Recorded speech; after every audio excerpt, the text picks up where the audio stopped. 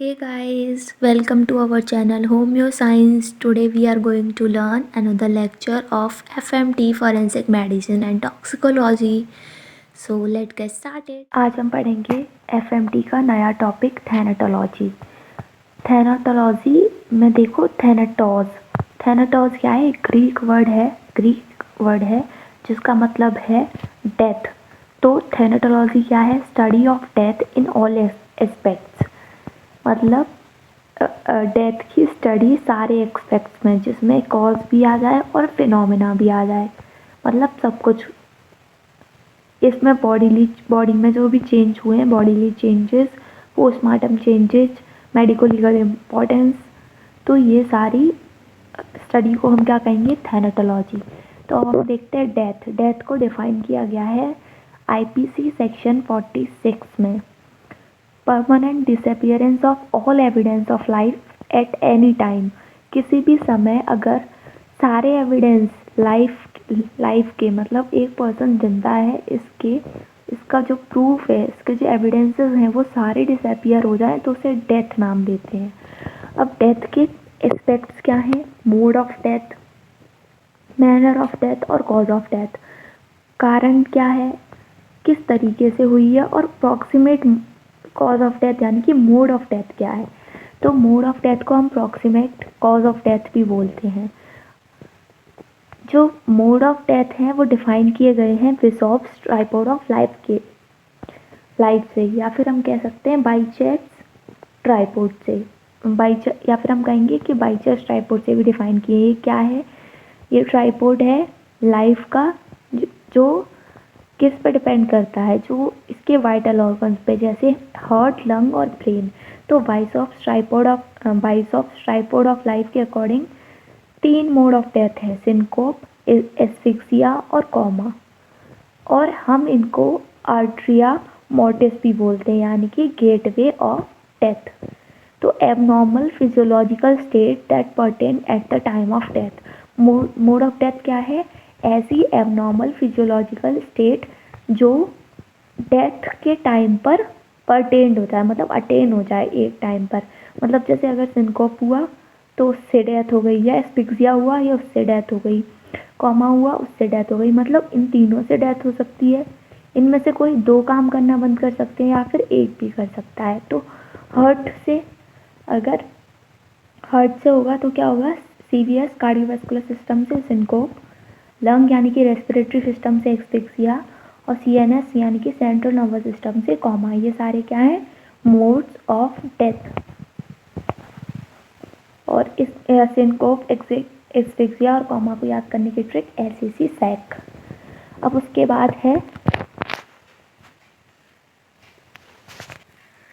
बाद है manner of death.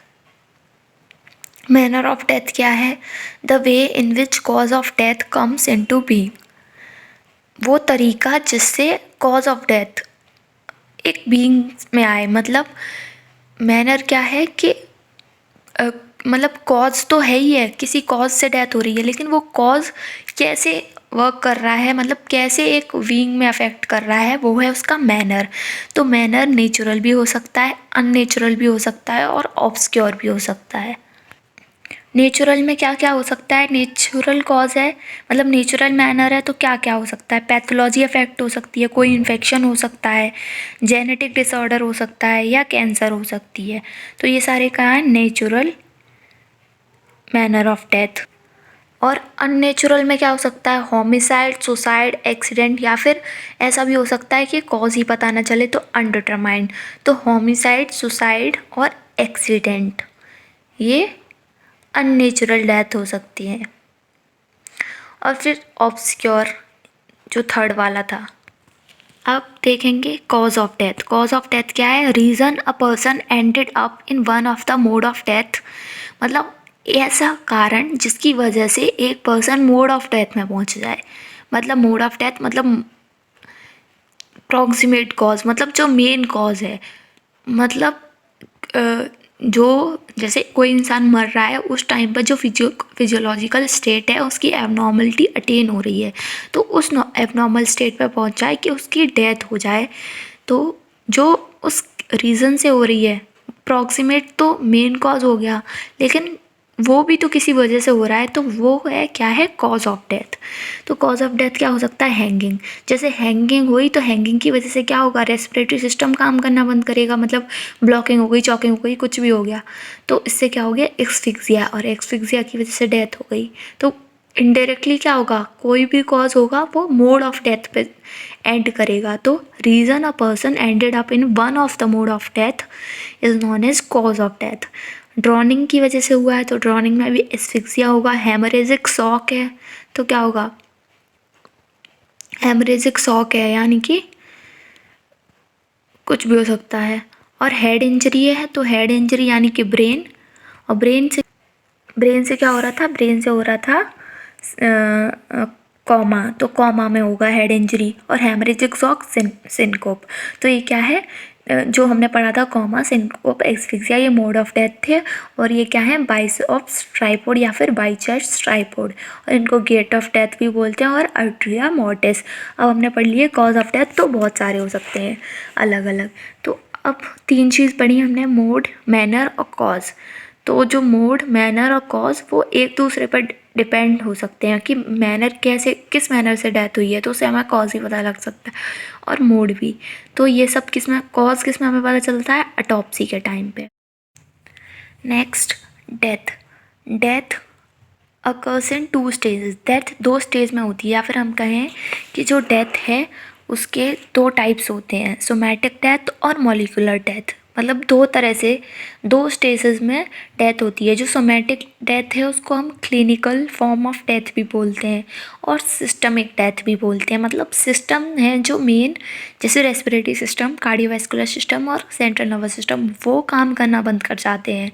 तो उसमें दिया है irreversible loss of function of heart, lung and brain. अगर रेस्पिरेटरी, सर्कुलेटरी और कार्डियोवैस्कुलर सेंट्रल नर्वस सिस्टम अगर काम करना बंद कर जाते हैं, नर्वस सिस्टम अगर काम करना बंद कर जाते हैं, तो ये क्या है, इनका इरिवर्सिबल लॉस ऑफ फंक्शन हो जाता है, तो इसको कहते हैं somatic death. It leads to immediate change seen after death. और इसमें क्या होता है, जो डेथ के बाद इमीडिएट चेंजेस होते हैं वो दिखाई देते हैं। तो सोमैटिक डेथ क्या है, कंप्लीट और irreversible cessation of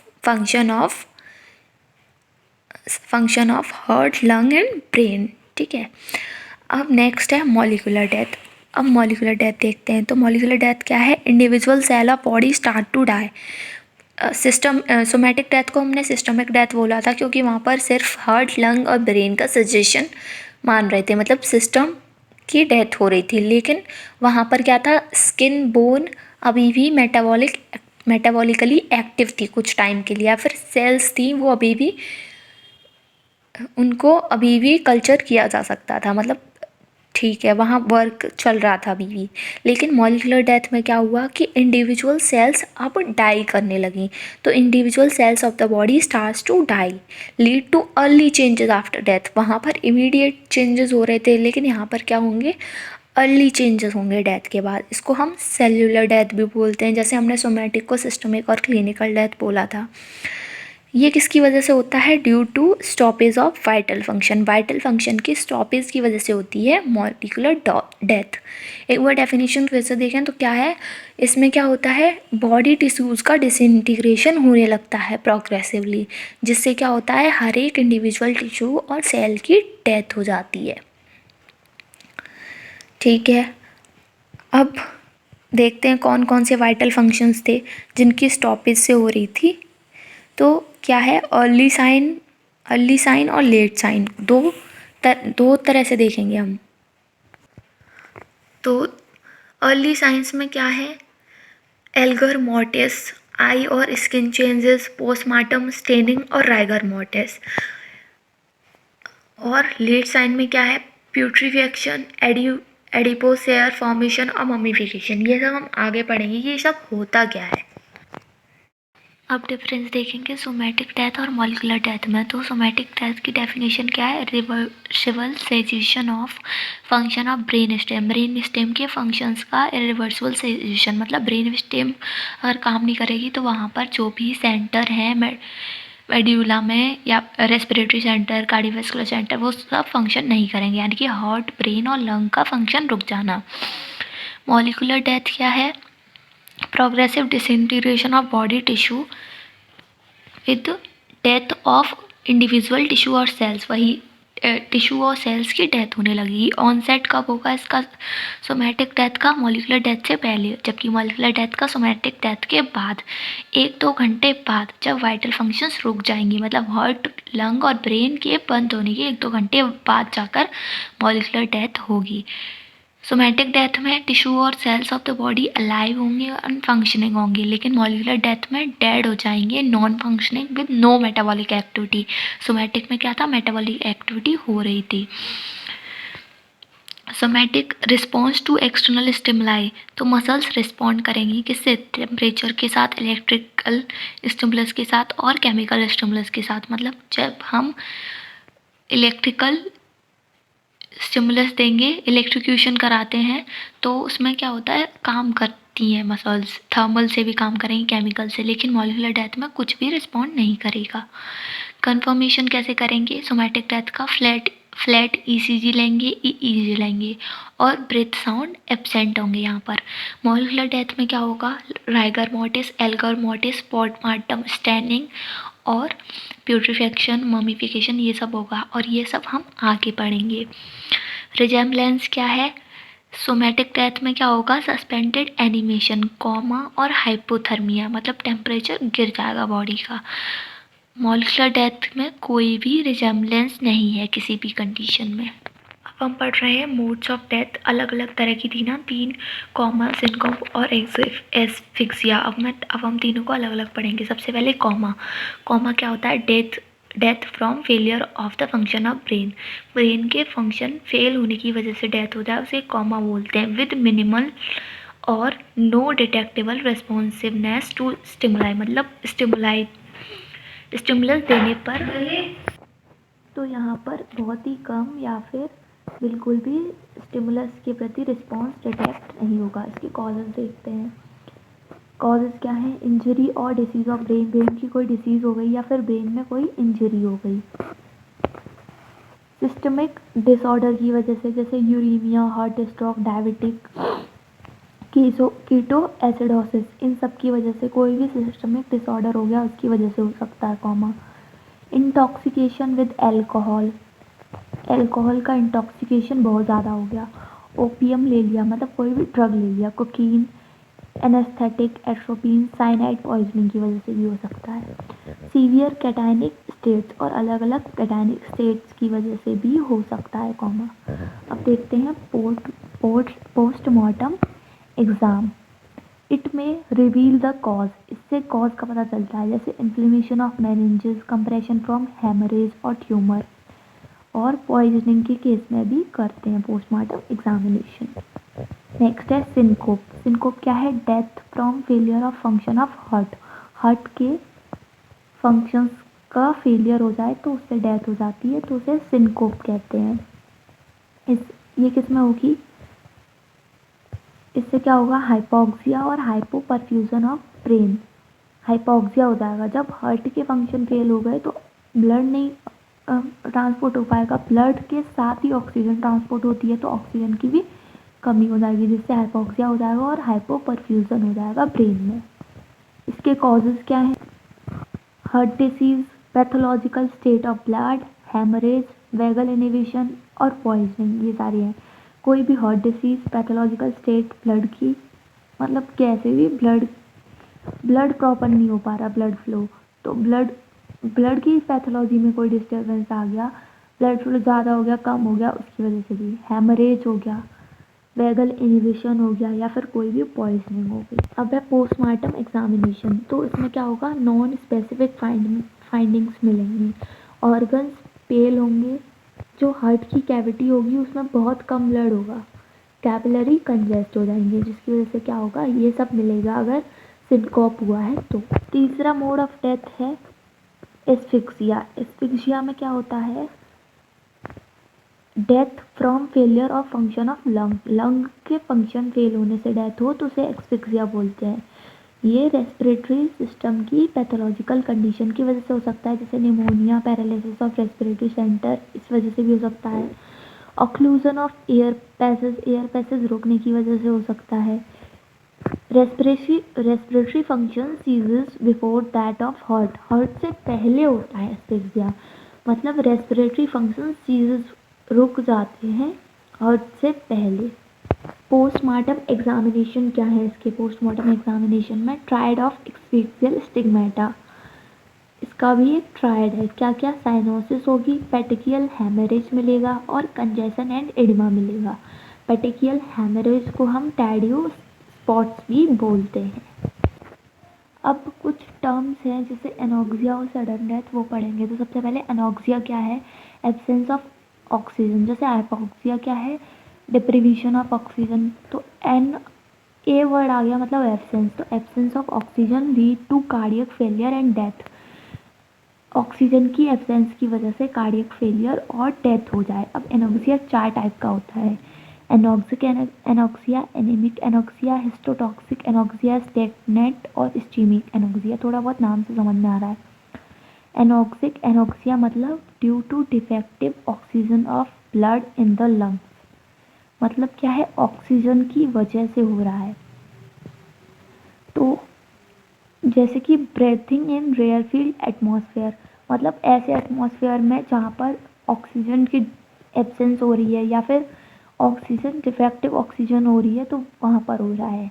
mechanical interference to the passage of air passage में ही कोई इंटरफेरेंस आ गया जिसकी वजह से ऑक्सीजन नहीं पहुँच पा रही, तो उसकी वजह से। Prevention of normal chest movement, normal chest movement में कोई भी नॉर्मल चेस्ट मूवमेंट में कोई भी गड़बड़ आ गई, उसका प्रिवेंशन हो गया कैसे भी, तो उसकी वजह से होता है एनोक्सिक एनोक्सिया। नेक्स्ट है एनीमिक एनोक्सिया। ये किसकी वजह से होता है? Oxygen carrying capacity of blood reduce हो जाती है, जैसे कि हीमरेज में। नेक्स्ट है हिस्टोटॉक्सिक एनोक्सिया। यहाँ पर क्या हो रहा है? हिस्टो यानी कि टिश्यू आ गया, तो inhibition of oxidative process in the tissue, tissue में ऑक्सीडेटिव प्रोसेस का इनिबिशन हो गया। ऑक्सीडेटिव प्रोसेस रुकेंगी यानी कि क्या होगा? ऑक्सीजन की एब्सेंस हो जाएगी। और ये किसकी वजह से है? साइनाइड पॉइजनिंग की वजह से। अब स्टैग्नेंट और इस्चीमिक एनोक्सिया, ये किसकी वजह से है? इम्पेयर्ड सर्कुलेशन की वजह से, मतलब सर्कुलेशन नहीं हो पा रहा, ब्लड सप्लाई नहीं होगा, तो ऑक्सीजन का एब्सेंस तो होगी। Result in reduced oxygen delivery to the tissue, जिससे क्या होगा? ऑक्सीजन टिश्यू तक कम पहुंच पाएगी। और ऐसा किसमें होता है? शॉक में। अब ये लास्ट टॉपिक है थैनाटोलॉजी का, सडन डेथ। सडन मतलब इंस्टेंटेनियसली हो रही है, तो occurring instantaneously, sudden and unexpected death of a person who prior to death was not suffering from any dangerous disease, poisoning or injury। मतलब सडन डेथ या फिर अनएक्सपेक्टेड डेथ हो रही है किसी पर्सन की जिससे डेथ से पहले वो कोई भी डेंजरस डिसीज़ सफ़र नहीं कर रहा था, मतलब उसको कोई भी ख़तरनाक बीमारी नहीं थी, कोई भी पॉइजनिंग नहीं हुई थी, कहीं पे भी चोट नहीं आई थी, मतलब अचानक से मर गया। ऑटोप्सी करेंगे तो ऑटोप्सी क्यों करते हैं? तो obviate the possibility of death, death की पॉसिबिलिटी पता लगाने के लिए हम ऑटोप्सी करते हैं। इसके कॉजेज़ क्या हैं? बहुत सारे कॉजेज़ हो सकते हैं। Cardiovascular causes, respiratory central nervous system की वजह से, जीआईटी, एंडोक्राइन, किसी भी सिस्टम में कोई भी गड़बड़ी हो सकती है। तो सबसे पहले है कार्डियोवैस्कुलर कॉजेज़। 40 से 50% केसेस में ऐसा होता है। इसमें क्या आते हैं? कार्डियोवैस्कुलर सिस्टम की क्या क्या डिसीज़ हो सकती हैं? कोरोनरी आर्टरी डिसीज़ में हो सकती है sudden death, congenital heart disease में, इन्फेक्शन हो गया जैसे मायोकार्डाइटिस और पेरिकार्डाइटिस, वेल्वुलर हार्ट डिसीज़ हो गई या फिर हाइपरटेंसिव हार्ट डिसीज़ हो गई, इन सब में। नेक्स्ट है रेस्पिरेटरी सिस्टम। 15 से 23% ऑफ केसेस में होती है रेस्पिरेटरी सिस्टम की फेलियर से सडन डेथ, जैसे पल्मोनरी एम्बोलिज्म हो गया, एयर एम्बोलिज्म हो गया, नियोप्लाज्म की वजह से, लोवेर या फिर ब्रोंको निमोनिया हो गया, एडेमा ऑफ लंग्स, लंग्स में स्वेलिंग आ गई उसकी वजह से भी हो सकती है, लंग्स में, या फिर ग्लोसाइटिस हो सकती है उसकी वजह से भी हो सकता है। नेक्स्ट है central nervous system. Central nervous system 10 से 18% केसेस में होती है डेथ सेंट्रल नर्वस सिस्टम की वजह से। इसमें भी क्या क्या हो सकता है, एम्बोलिज्म हो सकती है, ट्यूमर हो सकती है, सेरेब्रल थ्रोम्बोसिस हो सकती है, इंट्रासेरेब्रल हैमरेज हो गया, मेनिंजाइटिस हो गई। नेक्स्ट है जीआईटी, गैस्ट्रो इंटेस्टाइनल सिस्टम की वजह से हो सकती है 6 से 8% ऑफ केसेस में। अगर इसका फेलियर हुआ तो इसमें कौन कौन सी डिसीज़ आ सकती है, अपेंडिसाइटिस की वजह से हो सकती है, स्ट्रैंगुलेटेड हर्निया हो गया, हैमरेज हो गया पेप्टिक अल्सर्स की वजह से, एक्यूट हैमरेजिक पैनक्रेटाइटिस हो गई, या फिर फल्मिनेंट हेपेटिक फेलियर हो गया।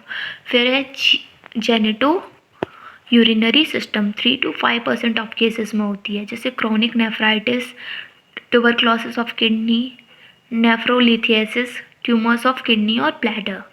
फिर है रिप्रोडक्टिव सिस्टम। रिप्रोडक्टिव सिस्टम में क्या क्या हो सकता है, टॉक्सीमिया हो सकता है, toxaemia of pregnancy, rupture of ectopic pregnancy का रप्चर हो गया, कार्सिनोमा हो गया वल्वा का, या फिर यूट्राइन हैमरेज हो गया। एंडोक्राइन में adrenal insufficiency, myxoedemic coma, diabetic coma और पैराथायरॉयड क्राइसिस।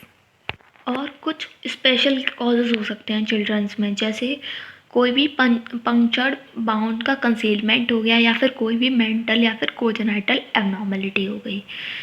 तो यहाँ पर ख़त्म होती है थैनेटोलॉजी।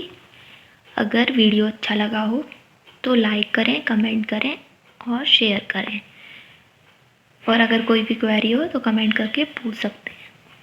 Thank you.